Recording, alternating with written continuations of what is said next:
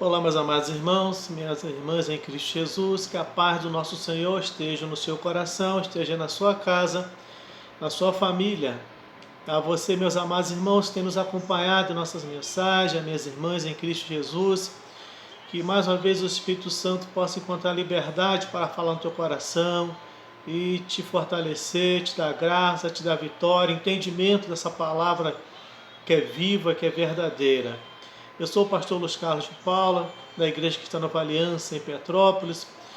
Eu queria convidar você a se inscrever no nosso canal, que você agora pudesse clicar nesse botãozinho vermelho logo abaixo do link, se inscrevesse, e estivesse divulgando essas mensagens, compartilhando, e também clicasse nesse sininho todas as vezes que eu postasse uma nova mensagem, você estivesse recebendo e nos ajudando assim a divulgar essas mensagens. Deus te abençoe, te guarde, te fortaleça.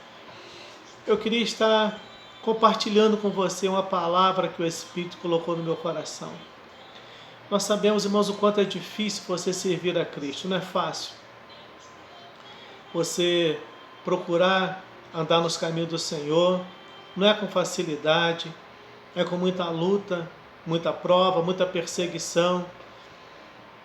Eu me lembro de muitas lutas em que eu enfrentei meu ministério, de quantas vezes o inimigo se levantou. Claro que ele ainda se levanta, mas existe algumas situações, alguns episódios que ficam marcados na sua vida. Eu creio que esses são aqueles que te aproximam mais de Deus, para que você sempre olhe para aquele passado remoto, não com tristeza, não com sentimento de derrota, mas você olha para aquele passado, para a situação que você enfrentou, e você vê o quanto Deus foi bom com você e te livrou daquela situação. Eu paro para pensar no meu ministério, no meu chamado pastoral, quantas vezes o inimigo se levantou. Há momentos, situações na minha vida em que eu já deveria ter sido consagrado a pastor, mas se levantou o inimigo e uma pessoa usada pelo maligno, e acabou que ela não atrapalhou. Eu creio que aquilo para mim me trouxe como uma preparação melhor para chegar ao ponto em que Deus me colocou hoje como um líder. Porque às vezes nós olhamos, irmãos, para aquele momento em que nós enfrentamos, achamos que aquela pessoa atrapalhou, mas não. Quando a gente chega num ponto em que nós chegamos, ou você também tenha chegado, olhar para aquela situação e olhar com agradecimento, porque você se preparou melhor, você aprendeu a avaliar as pessoas ao seu lado, aquelas que talvez você achava que eram pessoas de confiança, que estavam satisfeitas com a tua consagração, felizes com aquilo que você seria, mas as pessoas, aquela pessoa talvez não estava preparada para ver o teu sucesso. E eu louvo a Deus o quanto Deus ele me libertou, ele me livrou de muitas situações.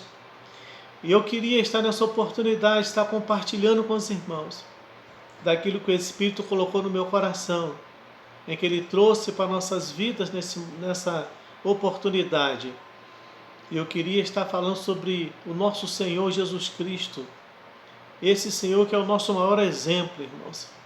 Muitas vezes nós queremos olhar para o homem, para um grande líder. Claro que é muito bom, eu tive ótimos líderes, irmão, não tenho que reclamar. Ótimos líderes, péssimos líderes, mas todos eles me trouxeram um crescimento muito grande. Não somente os bons, mas aqueles que eu considerava como líderes ruins, que me perseguiram. Esses me fizeram me aproximar mais de Cristo, eu me amadurecer mais, eu me fortalecer em Cristo. Me ensinou a eu não estar olhando somente para o homem, mas olhando para Cristo, que é o autor e consumador da fé. Quem vai te levar para se aproximar de Cristo, muitas vezes não é aquele que te abraça, que te dá tapinho nas costas, mas às vezes é aquele que te persegue, aquele que não quer ver o teu sucesso. É aquele que vai te levar a se fortalecer mais, você ser um grande líder. Então não olha para aquele que talvez te perseguiu, que tentou te destruir, que talvez te invejou, mas olha para Cristo. Eu queria estar trazendo essa palavra para o seu coração nessa oportunidade sobre esse Senhor, esse sumo sacerdote. Para você entender a função de a Bíblia fala na carta de 1 de Pedro, 1 Pedro capítulo 2, o versículo 9, ele fala que nós somos geração eleita, sacerdócio real, a nação santa, o povo adquirido para que anuncieis as grandezas daquele que vos chamou das trevas para a sua maravilhosa luz. Então nós temos uma função muito grande como esse sacerdote real de Deus. A função de um sacerdote é interceder. A função de um sacerdote, ele não olhar para as fraquezas, não aproveitar das fraquezas dos outros. A função de um sacerdote é interceder, é clamar pelos aflitos, é chorar por aqueles que estão realmente fracos na fé, desanimados, aqueles que abandonaram o redil, estão perdidos, voltaram para o mundo. A função de um sacerdote é justamente essa, é você pagar o preço de oração. Eu me lembro de uma situação, meus queridos, minhas queridas irmãs, em que eu era líder na igreja metodista wesleyana, eu era diácono na ocasião, e uma jovem líder foi líder de louvor.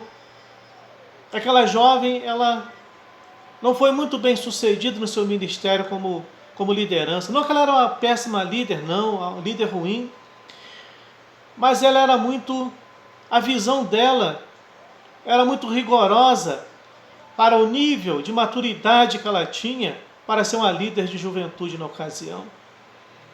E ela fez muitas exigências, ela acabou se frustrando muito no seu ministério como líder de jovem. E aquela jovem, ela acabou, por um período, ela se afastou da igreja, se sentiu decepcionada, ela não se desviou, mas deixou de ir para a igreja.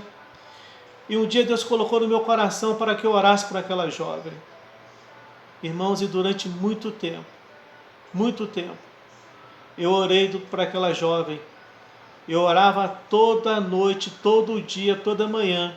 Eu citava o seu nome na presença do Senhor. Até hoje, já se passaram isso já quase 30 anos.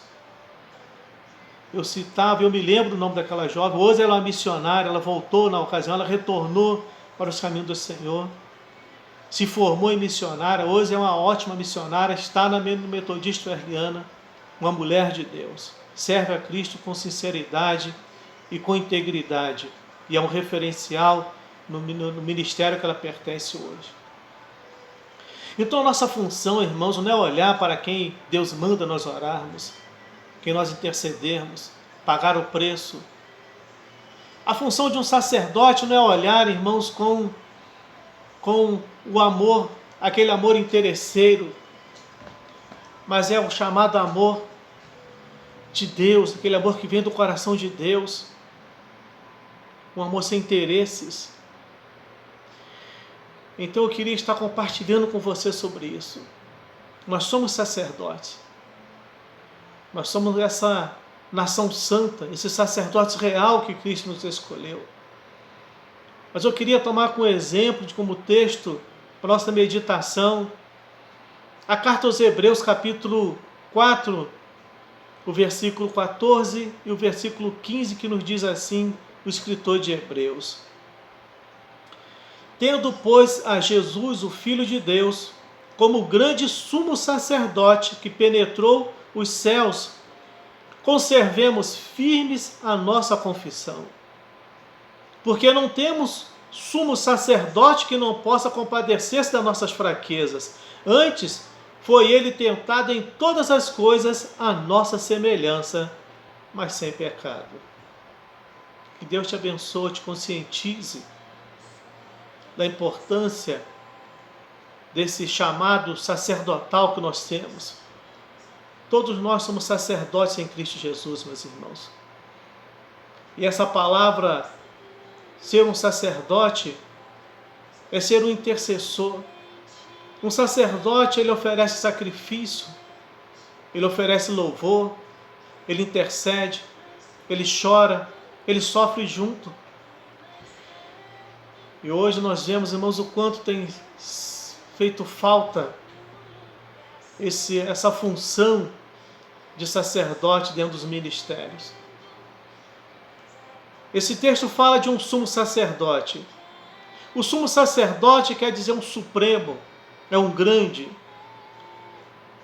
Entre os homens não existe sumo sacerdote, irmão. Se você estiver em algum lugar em que alguém dizer que é um sumo sacerdote, irmãos, procure um outro líder, porque está completamente fora da palavra. Só existe um sumo sacerdote. No passado existiram sumos sacerdotes. O sumo sacerdote é o que cuida dos sacerdotes, é o grande, é o supremo. E hoje nós temos apenas um sumo sacerdote, que é chamado Cristo Jesus, que é o nosso exemplo, que é o nosso maior exemplo, aquele que sofreu por nós, compadeceu-se das nossas vidas, aquele que conhece as nossas limitações. Por isso o escritor de Hebreus ele fala que conservemos firmes a nossa confissão. Eu me lembro quando eu me converti e fiz a aula de batismo, 3 meses,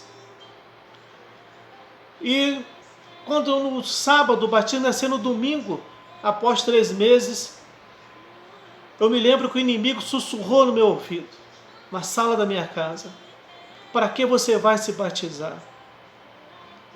Irmãos, o inimigo, ele sabe o teu chamado com Cristo. Eu disse apenas uma palavra para o inimigo: eu vou te mostrar o motivo e o porquê que eu vou me batizar. Louva a Deus, irmãos. Enfrentei muitas lutas, como enfrento até hoje, batalhas, perseguições. Mas o meu alvo é Cristo, a minha meta é Cristo Jesus. A minha meta é chegar nos céus, é chegar diante do trono da graça do Senhor. E ouvir aquela palavra, quando aqueles portais forem abertos, e ouvir esse grande sumo sacerdote dizer: bem-vindos, filhos do meu Pai, entrai para o gozo eterno. Esse é o meu desejo, a minha grande expectativa, em saber que o homem ele não pode me abandonar, me tirar daquilo em que Cristo me chamou. E durante todo o tempo o inimigo sempre procurou, e ele vai sempre procurar. Assim como fez comigo, ele vai tentar fazer com você. Por isso esse texto fala: conservemos firmes a nossa confissão. Eu fico imaginando, meus queridos, minhas queridas irmãs, quantas pessoas abandonam a Cristo, quantas pessoas estão fora das suas igrejas, seus ministérios, quantas pessoas hoje, eu não falo somente, entende bem, de membros, mas falo de líderes, pastores, presbíteros, missionários, estão afastados da presença do Senhor. Por que que essas pessoas não conservaram firme a sua confissão? Eu não entendo hoje os batismos que são feitos. No passado nós fazíamos, irmãos, aquela confissão de fé antes de entrar nas águas. Hoje quase não se vê mais isso. Nós fazemos promessa como uma promessa de um casamento. E hoje a gente não se vê isso, quase mais em denominações. E o texto fala para nós conservarmos firmes a nossa confissão. Nós confessamos para quem? Para o homem ou para Cristo? Quando eu fiz a minha confissão de fé, há quase 35 anos atrás, esse ano fez 14 anos que Deus me separou para o ministério pastoral. 34 anos que eu o sirvo com alegria, com gratidão. Louvo esse Deus maravilhoso.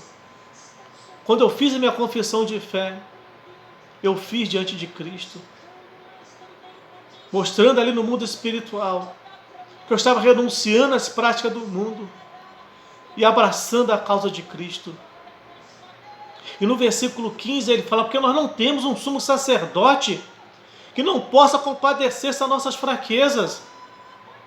Ele conhece as nossas fraquezas. Olha o que fala o capítulo 5, versículo 2.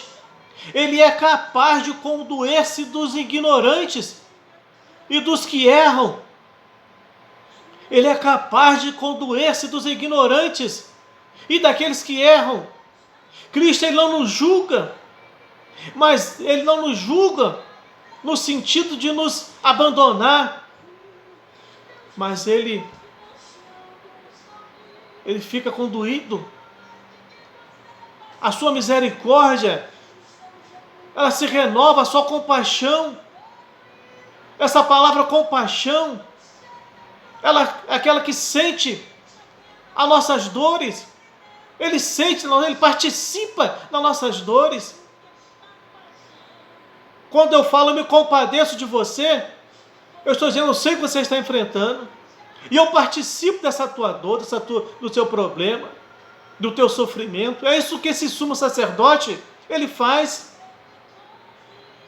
E esse texto fala ainda que ele foi tentado em todas as coisas a nossa semelhança. Sabe o que ele quer dizer isso? O escritor de Hebreus, quando ele foi tentado em todas as coisas a nossa semelhança, nessa carne. Ele sentiu na carne aquilo que eu passo, aquilo que eu sofro. Ele sentiu a dor de um abandono, ele sentiu a dor de um sofrimento, ele sentiu a dor de uma agressão física, de uma humilhação. Ele sentiu até, sabe o que é uma tentação? Quantos homens aí de Deus, irmãos, quantas mulheres, quantos estão caindo na tentação, cedendo para o pecado, e diz, eu sou fraco, essa é a minha fraqueza. Olha o grande exemplo desse homem de Cristo. Você pensa quando o inimigo, em Mateus capítulo 4, o levou naquele grande pináculo e mostrou todos os reinos, e lhe ofereceu tudo. Foi lhe oferecido todas as tentações, tudo, irmãos, tudo que um homem, uma mulher pode ser tentada, Cristo ele sofreu, principalmente os homens. Quando diz que são fracos para mulheres, não suportam a tentação, Cristo ele suportou isso. Ele sabe o que é ser tentado, mas ele sabe como vencer. Ele é o nosso maior exemplo de superação, de vencer as tentações, de superar as dores, de superar as humilhações. Então esse texto de Hebreus capítulo 4, essa parte fala que ele foi tentado em todas as coisas à nossa semelhança. Ele não tem um preparo, não teve um preparo especial, como se diz nas grandes seitas heréticas, o gnosticismos.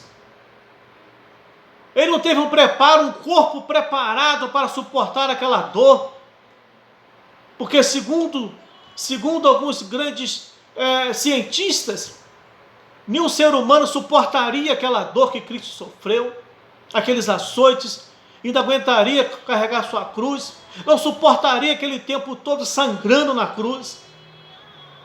Mas ele suportou, irmãos.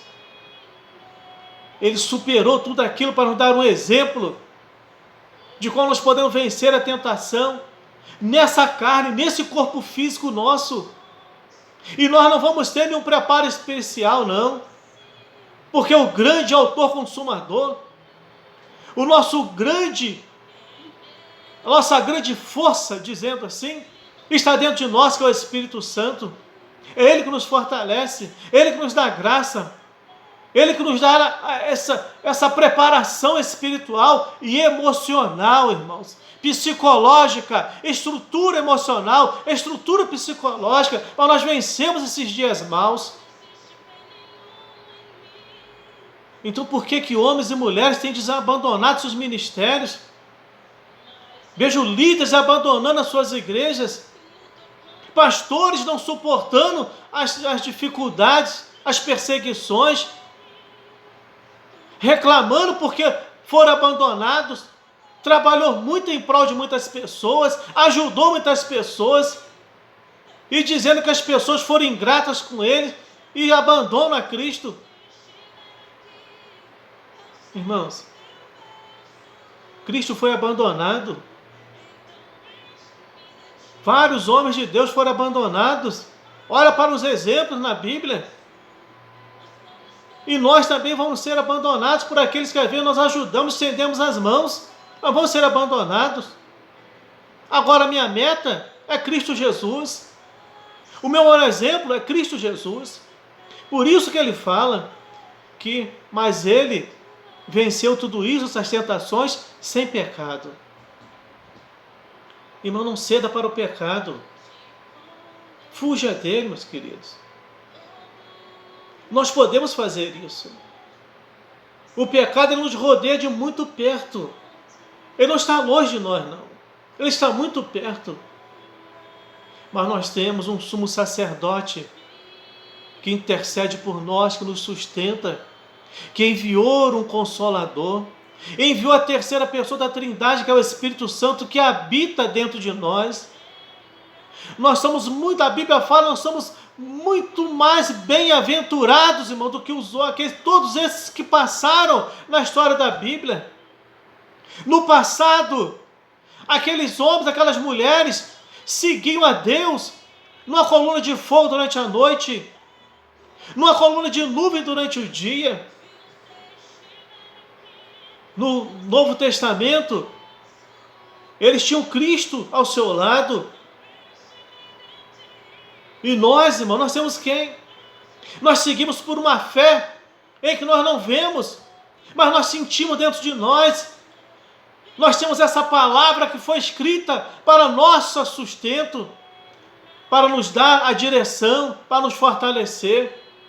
E nós temos aquela promessa de João 14: eu vou para o Pai, mas não vos deixarei órfão. Vos enviarei o Consolador, o Espírito Santo, e este testificará de vós. Irmãos, entende uma coisa? É só correndo para os pés de Cristo, é só recorrendo para o Espírito Santo, pedindo ajuda, pedindo força, é que tu vai vencer essa luta, vencer essa batalha, vencer essa fraqueza, vencer essa tentação. Então nós temos um sumo sacerdote, em que ele compadece de nossas lutas, de nossas dores, de nossas tentações. Ele sabe como nos fortalecer e como nos dar vitória. Deus te abençoa, Deus te dê graça, Deus te dê a vitória sobre a sua vida. Soberano Deus, te agradeço por essa palavra santa. Te agradeço, ó Pai querido, como o teu servo Samuel, meu Deus, em 2 Samuel capítulo 7, Ebenezer, até aqui nos ajudou o Senhor. Meu Deus, e por isso, Pai querido, eu posso dizer, eu estou alegre, eu te agradeço, eu te louvo, te exalto, te glorifico, Deus eterno, por todo esse tempo a qual tu tem me sustentado, por todo esse tempo a qual tem me levado a ajudar pessoas cansadas, sobrecarregadas e aflitas, ó Pai querido. E agora para essa palavra santa, bendita, viva e eficaz, ó Deus, que ela possa penetrar no coração desse irmão, dessa irmã, desse ouvinte, que talvez já abandonou, desistiu de tudo, ou quem sabe está pensando em desistir, ó Deus. Quero pedir que essa palavra possa penetrar no seu coração, na sua mente, no seu emocional, no seu psicológico, possa estar abalado, ó Deus, e restaurar, ó Deus, a sua saúde emocional, a sua saúde física e a sua saúde espiritual, meu Deus. E colocar ele de volta no lugar de excelência. Colocar a tua serva de volta no lugar de excelência, meu Deus. E eles possam ter a ti, ó Deus, a teu Filho, nosso Senhor e Salvador Jesus Cristo, como um grande exemplo. Quero entregar em tuas mãos e abençoá-los em nome de Jesus. Que Deus te abençoe, te guarde, te fortaleça e te dê a vitória a cada dia em nome de Jesus. Fique com Deus em nome de Jesus.